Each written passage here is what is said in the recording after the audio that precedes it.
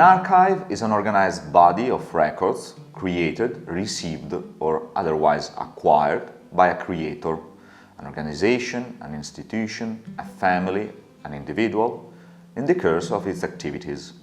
These records are preserved because of their enduring value, whether administrative, legal, historical, or cultural. An archive is based on the relationship between the production, accumulation, and preservation of materials. Although it is difficult to define them briefly, archives, in the traditional sense of the term, are paper castles that humanity has always built to feel alive and not forget itself. In a way, they are granaries of facts and words, and serve to sustain the societies that express them.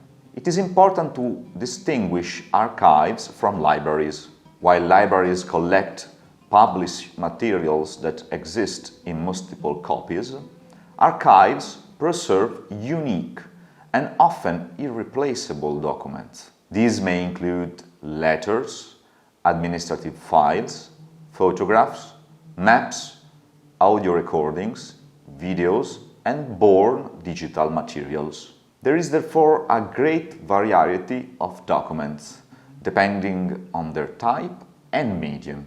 Archival work is guided by two key principles. The first is provenance, which means that the link between an archive and its creator should be maintained.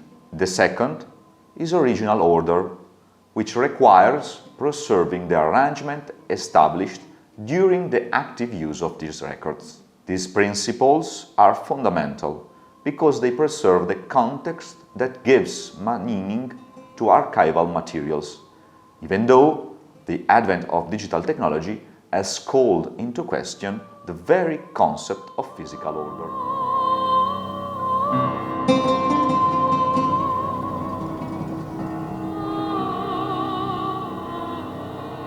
In general, inventory and archive means describing its contents in a systematic and structured way. The purpose of an inventory is not simply to list documents, but to establish intellectual and physical control over the archive. A well-prepared inventory allows archivists and users to understand what the archive contains and how it is organized and how the records were produced. It supports preservation planning, helps prevent loss or misplacement, and enables access for researchers, students, and the wider public. In this sense, the inventory is the foundation of all other archival activities, including digitization.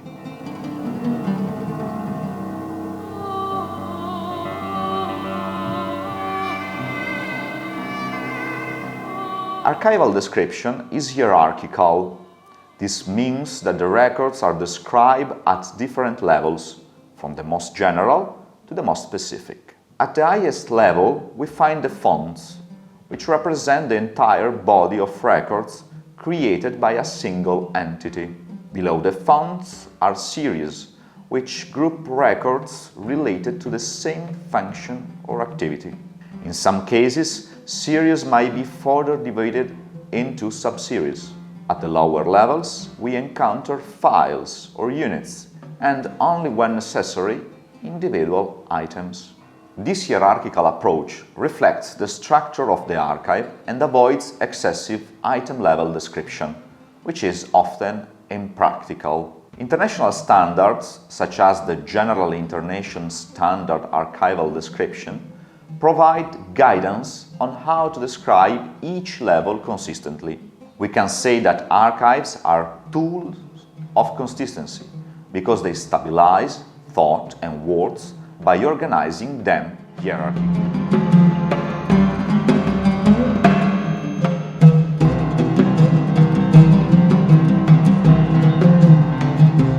Digitization is the process of creating digital reproductions of archival materials.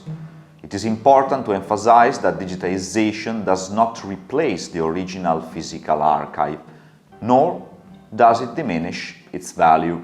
Instead, it enhances access and supports preservation by reducing physical handling.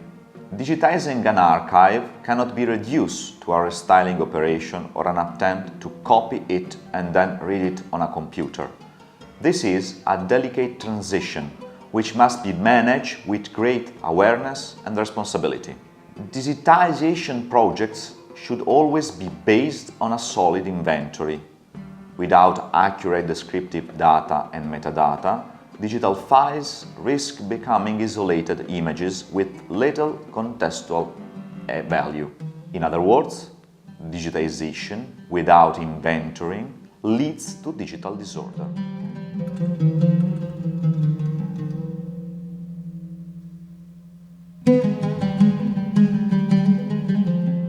There are several reasons why institutions choose to digitize archives.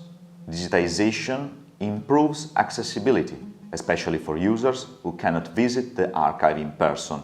It supports teaching and research, and it increases the visibility of collections. Digitization can also protect fragile materials by limiting the need for direct handling. However, it is not a neutral or purely technical process.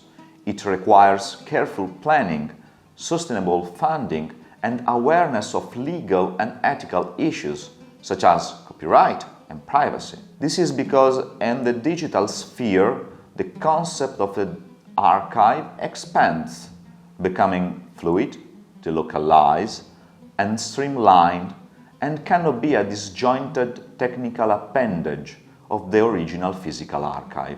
Digitizing an archive is not the task of a single professional figure. It requires an interdisciplinary team in which different forms of expertise converge. Archivists, conservators, restorers, scholars, IT specialists, and project managers, and other experts all contribute to the process, each addressing specific aspects of description, preservation, technology, and access. Dematerializing an archive is not a mechanical act, a mere change of medium. Dematerialization is a complex and pervasive process, of which digital objects are only the final consequence. In this sense, digitizing an archive means rethinking it, reconfiguring it as a whole, and even questioning its identity and the stories it tells through its documents.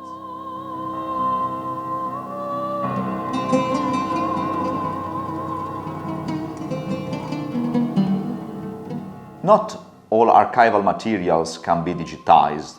Selection is a critical and interpretative phase, shaped by multiple factors such as research demand, historical and cultural value, physical condition, and institutional priorities. Digitization projects are rarely neutral or exhaustive.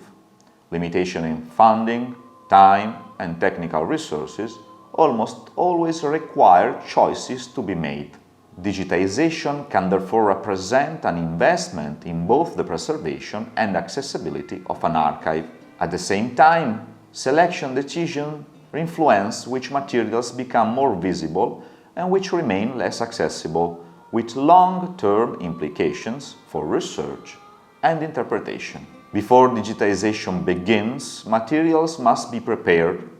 This includes verifying inventory information, checking conservation needs, and ensuring that documents can be safely handled and reproduced.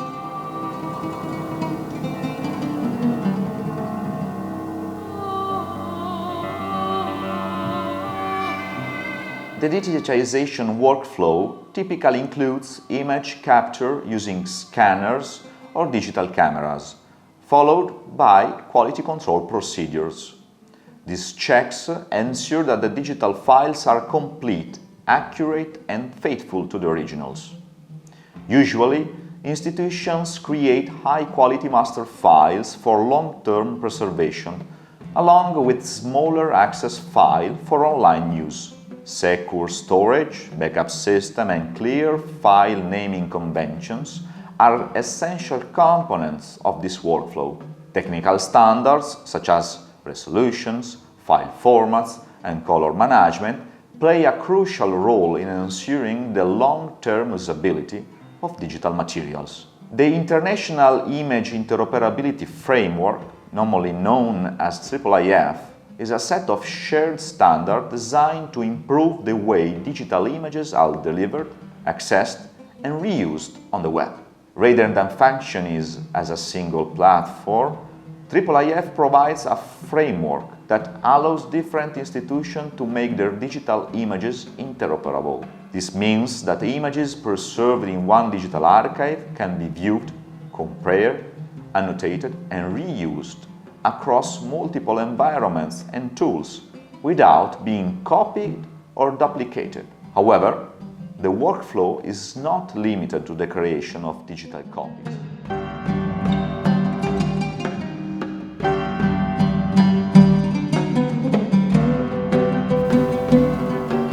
Digitized documents require metadata to maintain meaningful and accessible. Metadata, literally data about data, provide information about what a digital object is, how it was created, and how it can be used.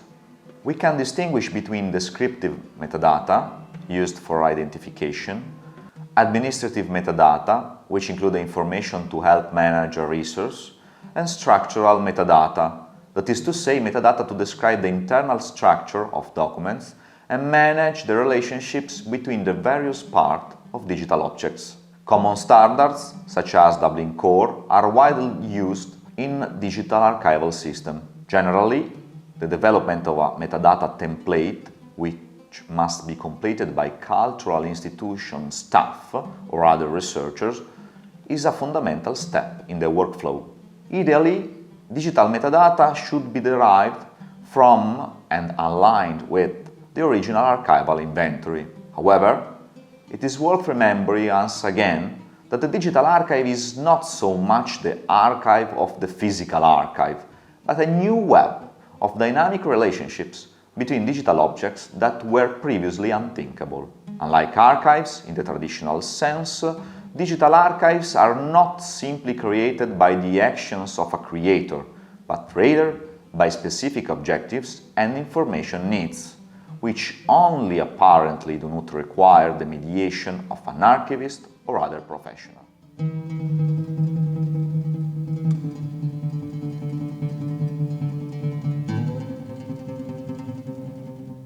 The digital archive is a broad category, not always in line with the requirements of traditional archives. It demands a degree of methodological flexibility that cannot be taken for granted. There are electronic archives that are document-managed systems, invented archives, that is a thematic digital collection independent of their creators, and again, participatory archives created through collaborative practice and where the need to build a collective shared memory prevails. Also, living archives, conceived as a social resource for civil and cultural progress. And finally, learning archives, where the potential of artificial intelligence is amplified.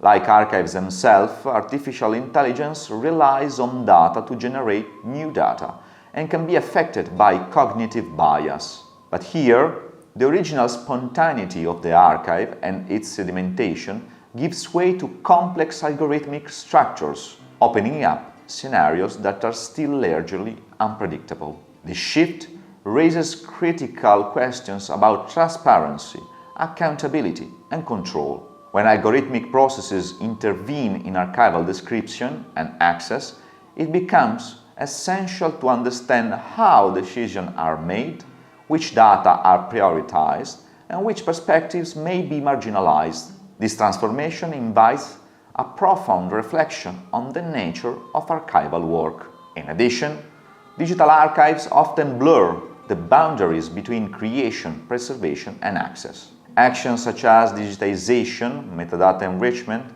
and interface design become intertwined, demanding collaboration among specialists in archival theory, information technology, conservation, and user experience. The digital archive is therefore both a technical and intellectual ecosystem.